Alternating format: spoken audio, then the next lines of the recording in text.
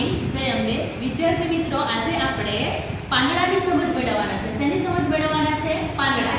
એટલે એમાં કયા કયા રંગના પાંદડા હોય છે, એની કિનારી કેવી હોય છે, પછી એની જે સપાટી છે એ કેવી હોય છે, પછી નાના પાંદડા કોને કહેવાય, મોટા પાંદડા કોને કહેવાય, એ બધી જ સમજૂતી આપણે પ્રેક્ટિકલ રીતે એટલે કે પાંદડા દ્વારા સમજાવીશું. તો આને કેવા પાંદડા કહેવાશે? નાના પર્ણો છે. કેવા છે આના પાંદડા? કેવા છે? નાના. હવે આપણે આગળ જોયું તેમ આ કેવા મોટા પાંદડા છે, બરાબર? એવી જ રીતે અલગ અલગ રંગના પાંદડા જોવા મળે છે. ત્યાર પછી આ જે પાંદડા છે એ કેવા પાંદડા છે કે જેની સપાટી કેવી છે? ખરબચડી સપાટી. કેવી સપાટી છે? ખરબચડી સપાટી. એટલે જ્યારે આપણે એને ટચ કરીશું તો આપણને ખબર પડશે કે એની સપાટી કેવી છે, બરાબર? કેવો કલર છે એનો? એકદમ ગ્રીન કલર, એકદમ લીલો કલર નથી, પણ કેવો કલર છે? થોડો આછો લીલા રંગના પાંદડા છે.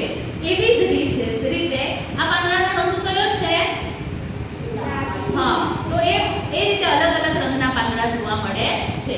હવે આ જે પાંદડું છે, બરાબર, આ પાંદડાનો રંગ કેવો છે? એકદમ આછો લીલો. કેવો? એકદમ આછો લીલો. અને એની સાથે સાથે કેવો કલર છે? પીળાશ પડતો. કેવો કલર આવે છે? પીળાશ પડતો, જે આપણને ઘણો સારો લાગે છે. એવી જ રીતે ઔષધીય વનસ્પતિ તરીકે આ શું છે? લીમડો. શું છે?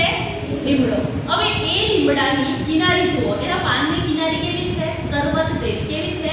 કરવત જેવી. અને એનો રંગ પણ કેવો છે? લીલો રંગ છે. તો આટલી તમને સમજણ પડી. એવી જ રીતે આ છે શું છે?